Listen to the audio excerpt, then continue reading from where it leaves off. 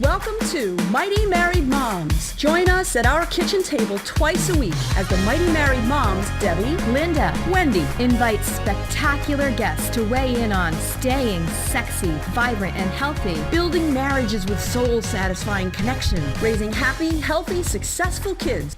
Conversations with Mighty Married Moms will bring you closer to the life you really want.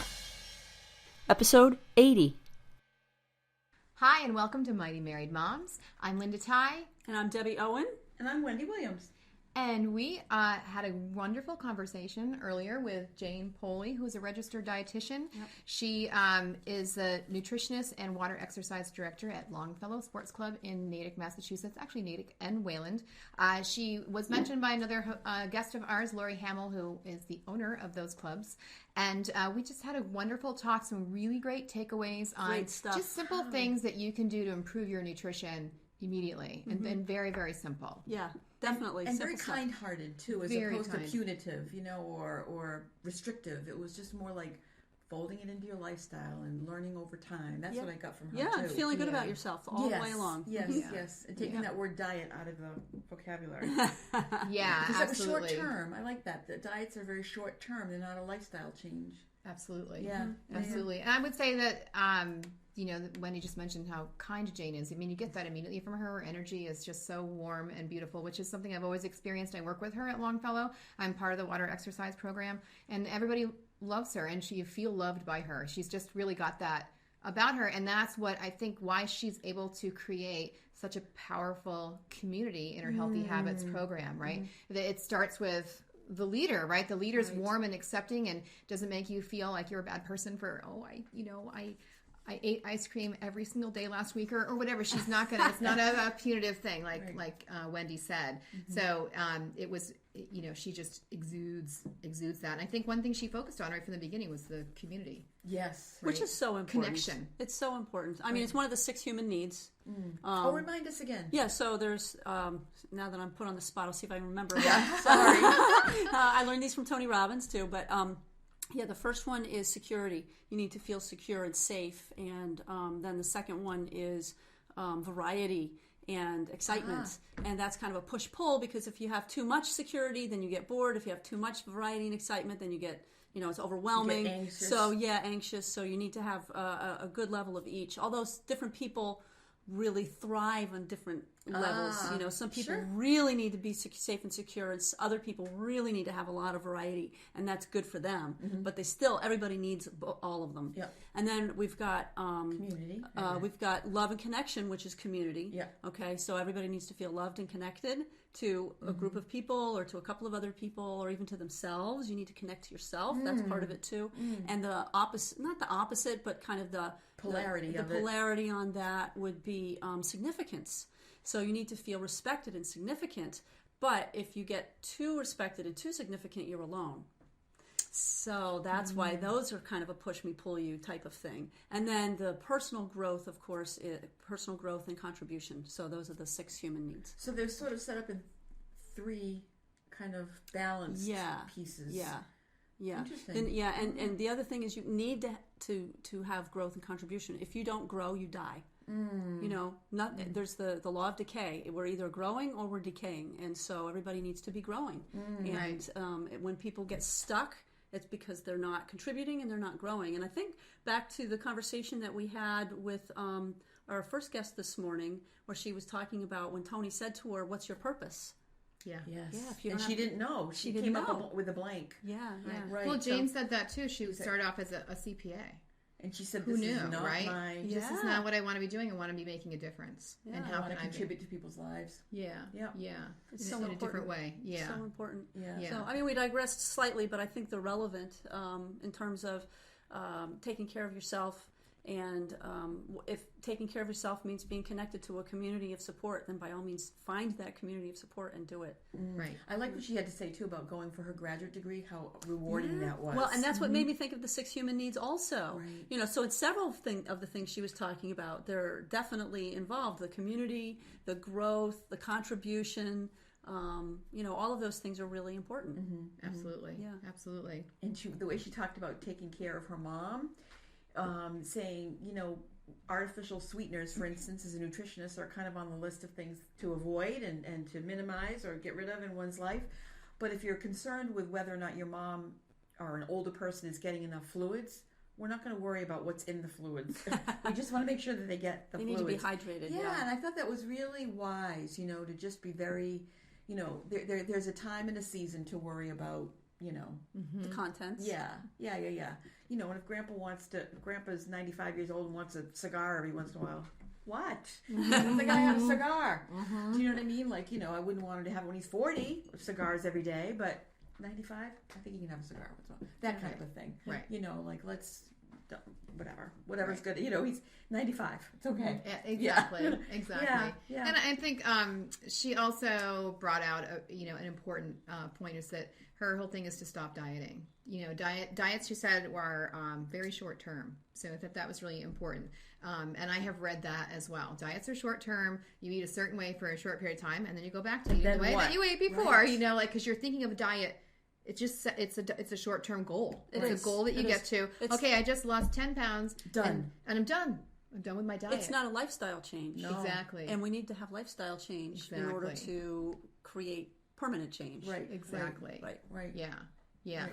Yeah. And one of the things that creates, and this is something I've been learning a little bit about recently, the thing that creates a lifestyle change is an identity change. So you need to think of yourself as a different person. So for instance, when I was in graduate school the first time through, my roommate was a voice major. And sometime during that first week or two, they had all of the first year voice majors come in, and they were speaking to them about what it means to be a singer. And they were told, you wake up every single day and you say to yourself, I am a singer. What does a singer do? Well, a singer protects her throat. She makes sure she's hydrated. She eats carefully. She makes sure she gets enough sleep. She practices a certain amount every day. Wow. She studies her music.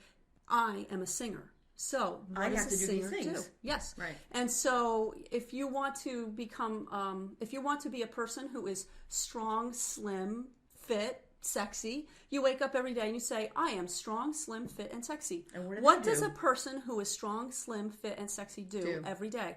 And it's a complete identity shift, because if you're just saying, I need to go on a diet because I need to lose weight, well, first of all, we've talked about this. It's superficial. The last thing your brain hears is weight. Yep. We've talked about that. We've talked about it. So what you want to do is put it in the positive and say, I am strong, slim, fit, and sexy. That's who I am. And just say this to yourself over and over again. That's one of those affirmations that you say to yourself over and over again. And it's sort of like you grow into that. Yeah. Yes. Lean into that reality. Lean into that. I like as that. As opposed to lose weight. Because your body wants to be there. Your body is your friend. It's not your enemy, right? You don't want to work against your body saying, I don't like where I am now, but I want to be this. I am this. Yes. So what do I do? What does somebody who is that, what do they do? Right? Yeah. If you want to become wealthy, who do you study? Wealthy people or poor people? Right? If you want to be healthy, who do you study? Healthy people. You want to be like healthy people or people who aren't healthy, right? So find out what healthy people do. And do that. And just go and do likewise. And hang out with them. And hang out with them. That's important. We've talked about that before, too. Right. You are like the people that you hang out with. And, that ties into that waking up every day saying, who is it that I want to be? Or what does a person who does what I want to do? She tied that in very nicely with the fact that you mentioned, Debbie, that you make a habit. It doesn't matter if it's 5 minutes on the treadmill or 5 minutes out with the dogs. It's every day you're doing some aerobic exercise, or cardio rather, period, end of story. And sometimes it's the full flog, and sometimes it's just, but you say, it's not a day unless I have purposely had some cardio time. Right. And I'll she really add, she underscored that, totally absolutely. And I'll add a couple of tips for that too. In order to create a habit like that, you tie it into a trigger. So, who's the guy, I can't remember his name, it'll come to me later, but in California, who has developed the tiny habits. Yes. And he talks about, what is his name? Darn it. Anyway, we'll look it up. But he has said that what you do is you tie the habit that you want to create to something that you automatically do. Right. Habit stacking, right? Habit stacking, exactly. And so he says, for instance, he wanted to create the habit of doing push-ups every day. So he attached doing push-ups to every time he went to the bathroom. So he would go into the bathroom, and then he'd come out and he'd do a push-up. And then the next day he'd go to the bathroom, and he'd come out and he'd do 2 push-ups. And progressively got more and more. So by the end of 2 weeks, how many push-ups is he doing? He's doing a lot of push-ups over the course of the day. BJ Fogg? BJ Fogg, thank you very much. You're very welcome. And, yep, he's at Stanford. Yeah. And, love these little computers here. yes, I know. BJ Fogg. BJ Fogg, yeah. Tiny okay. habits. And so it's the habit stacking. It's attaching it to something that you already do and is already part of your program. Like, I automatically floss my teeth every night. I know not everybody does, but that's just part of what I do. It doesn't matter how late it is. I brush my teeth. I automatically floss because that's a habit that I created. I stacked that flossing onto the toothbrush habit at night. Right. Yep. So it just wouldn't feel right unless he peed and then he did a push-up? Apparently. Yeah, I know. And does Can I that do- work can I get at the local Howard Johnson's restaurant or wherever, you know? Yeah. So, on another Yeah. topic that Jane talked about, Yeah. but I love the habit stacking. I think I'm going to do squats every time I brush my teeth now. Yeah, It's like there I you do. go. Or There go to you the go. bathroom.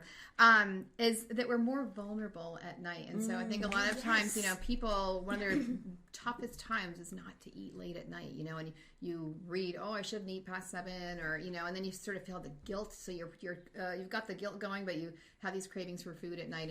And she said that you're more vulnerable at night because you've expended all this energy during the day and your body really needs to reboot. So if you're still up and you're not sleeping to reboot and regain that lost energy, you're going to have this craving to eat, very likely. It's why you have it.